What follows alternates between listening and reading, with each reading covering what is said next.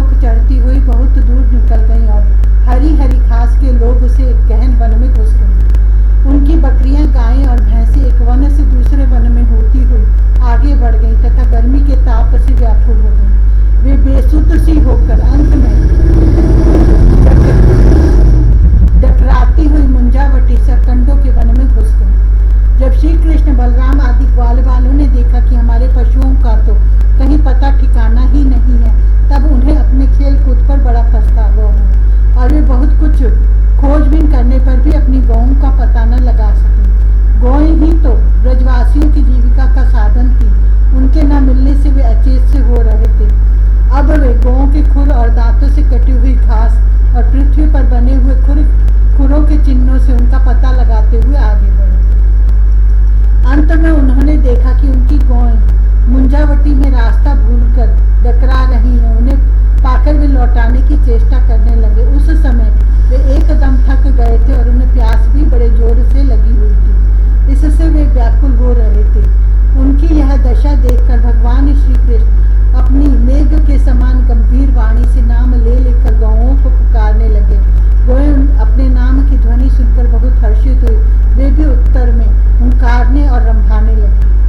परीक्षित, इस प्रकार भगवान उन गायों को पुकार ही रहे थे कि उस वन में सब और अकस्मात दावाग्नि लग गई, जो वनवासी जीवों का काल ही होती है। साथ ही बड़े जोर की आंधी भी चलकर उस अग्नि के बढ़ने में सहायता देने लगी। इससे सब और फैली हुई वह प्रचंड अग्नि अपनी भयंकर लपटों से समस्त चराचर जीवों को भस्म सात करने लगी।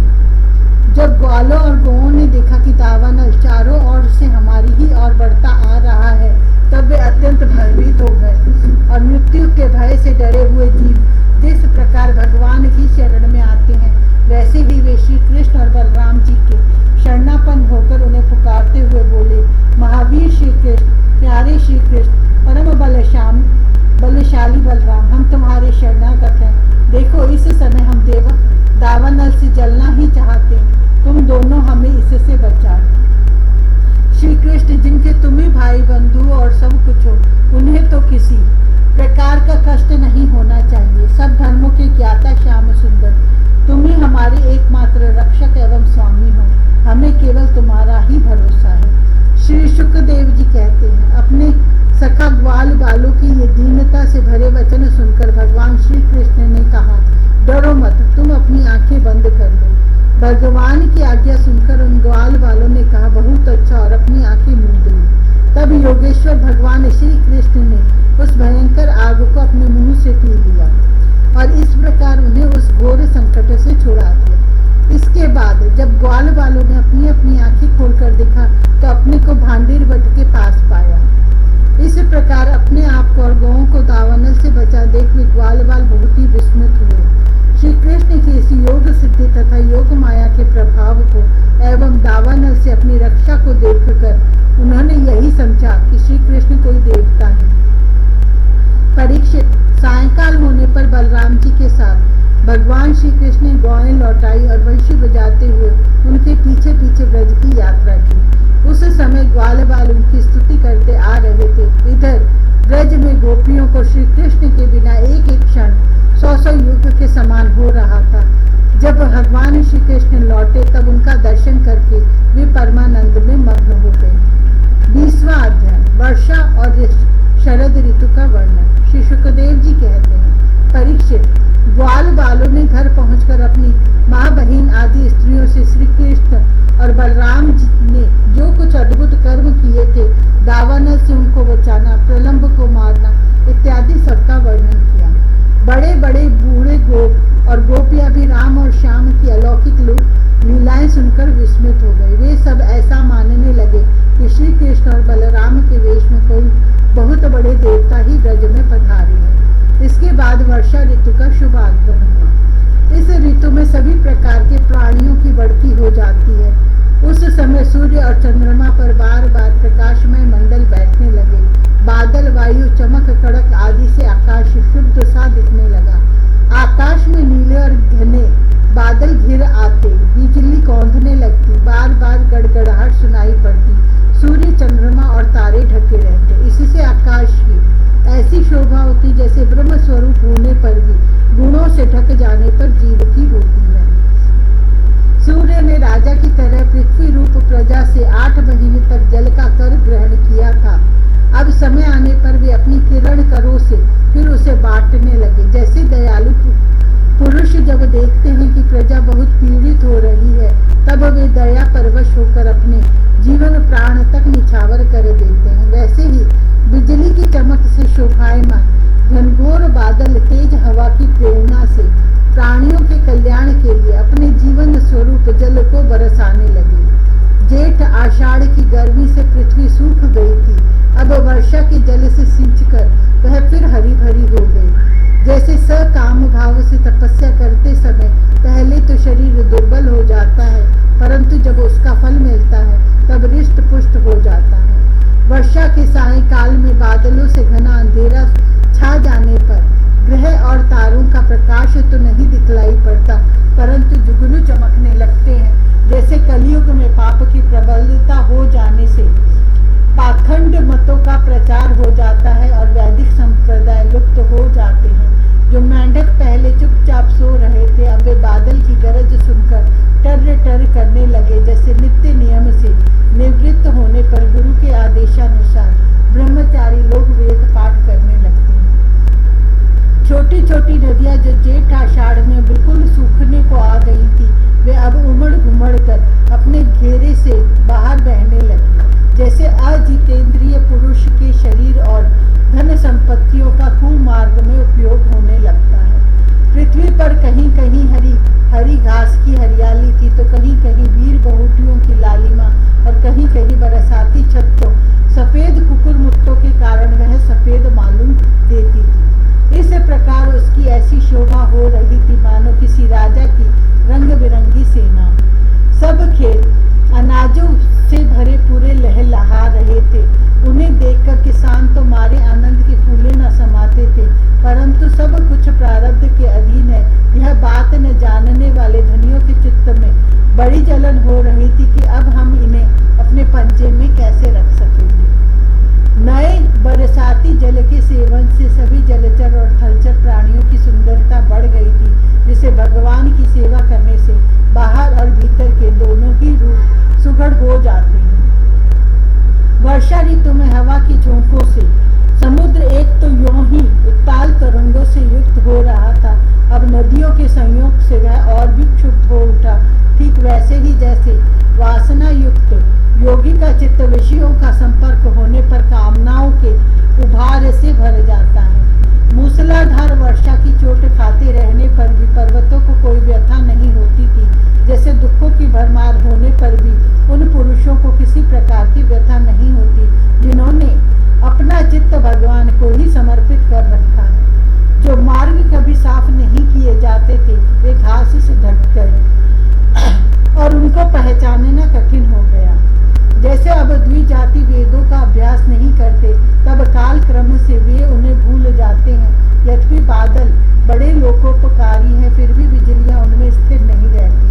ठीक वैसे ही जैसे चपल अनुराग वाली कामनी स्त्रियां गुणी पुरुषों के पास भी स्थिर भाव से नहीं रहती।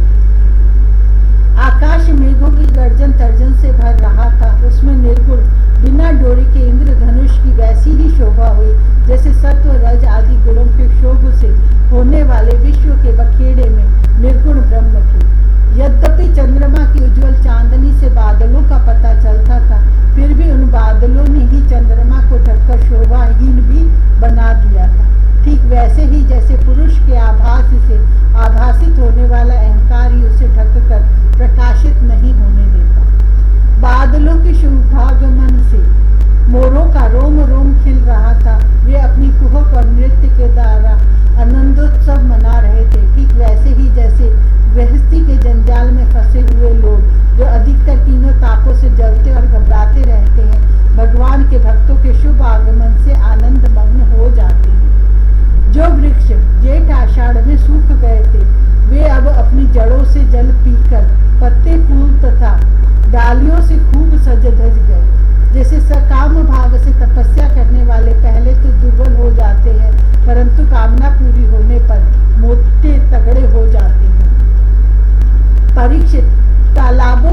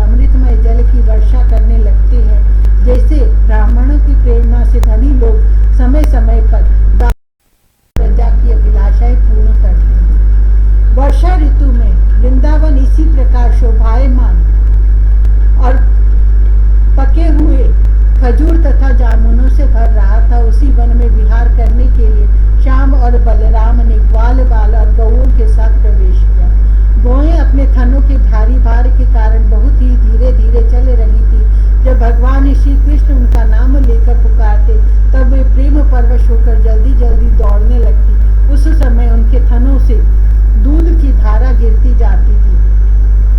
भगवान ने देखा कि वनवासी भील और भीलनी आनंद मग्न है। वृक्षों की पंक्तियां मधुधारा उंडेल रही है।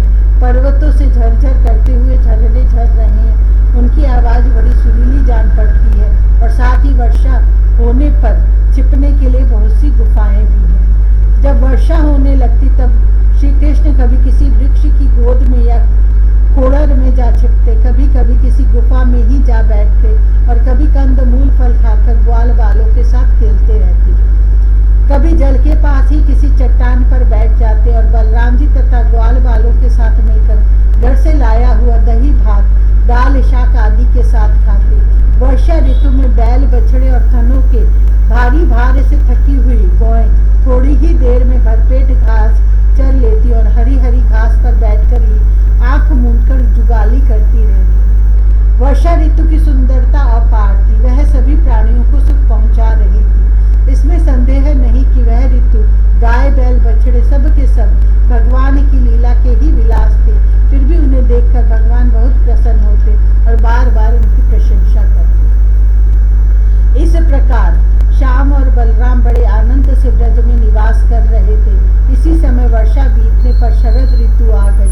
अब आकाश में बादल नहीं रहे, जल निर्मल हो गया, वायु बड़ी धीमी गति से चलने लगी। शरद ऋतु में कमलों की उत्पत्ति से जलाशयों के जल ने अपनी सहज स्वच्छता प्राप्त कर ली। ठीक वैसे ही जैसे योग भ्रष्ट पुरुषों का चित्त फिर से योग का सेवन करने से निर्मल हो जाता है। शरद ऋतु ने आकाश के बादल, वर्षा काल के बढ़े हुए जीव, पृथ्वी की कीचड़ और जल के मटमैलेपन को नष्ट कर दिया। जैसे भगवान की भक्ति ब्रह्मचारी, गृहस्थ, वानप्रस्थ और सन्यासियों के सब प्रकार के कष्टों और अशुभों का झटपट नाश कर देती है। बादल अपने सर्वस्व जल का दान करके उज्ज्वल कांति से सुशोभित होने लगे। ठीक वैसे ही जैसे लोक परलोक, स्त्री पुत्र और धन संपत्ति संबंधी चिंता और कामनाओं का परित्याग कर देने पर संसार के बंधन से छूटे हुए परम शांत सन्यासी शोभायमान होते हैं। अब पर्वतों से कहीं कहीं झरने झरते थे और कहीं कहीं वे अपने कल्याणकारी जल को नहीं भी बहाते थे। जैसे ज्ञानी पुरुष समय पर अपने अमृतमय ज्ञान का दान किसी अधिकारी को कर देते हैं और किसी किसी को नहीं भी करते। छोटे छोटे गड्ढों में भरे हुए जल के जलचर यह नहीं जानते कि इस गड्ढे का जल दिन पर दिन सूखता जा रहा है।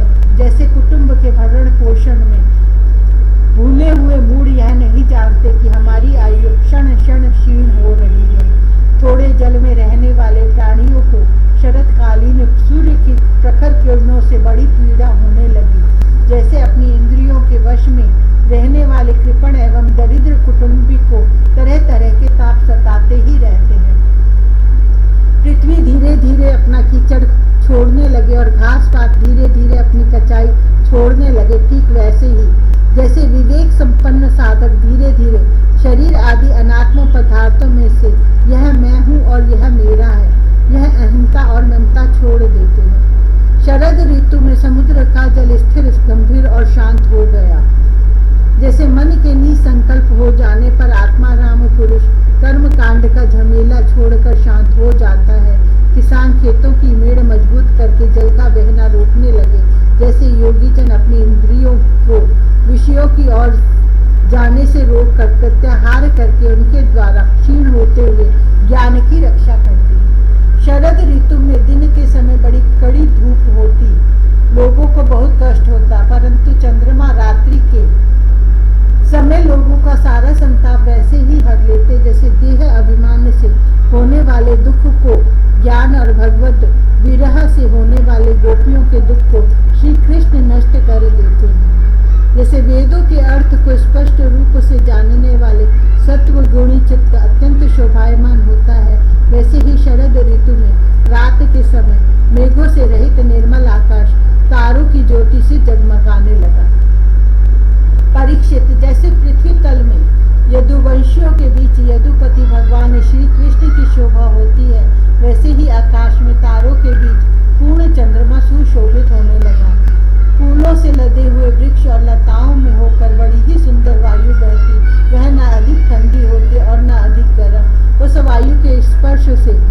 लोगों की जलन तो मिट जाती, परंतु गोपियों की जलन और भी बढ़ जाती, क्योंकि उनका चित्त उनके हाथ में नहीं था।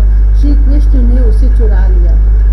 शरद ऋतु में गौएं, हरिणियां, चिड़िया और नारियां ऋतुमती संतानोत्पत्ति की कामना से युक्त हो गई तथा सांड, हरिण, पक्षी और पुरुष उनका अनुसरण करने लगे, ठीक वैसे ही जैसे समर्थ पुरुष के द्वारा की हुई क्रियाओं का अनुसरण उनके फल करते हैं।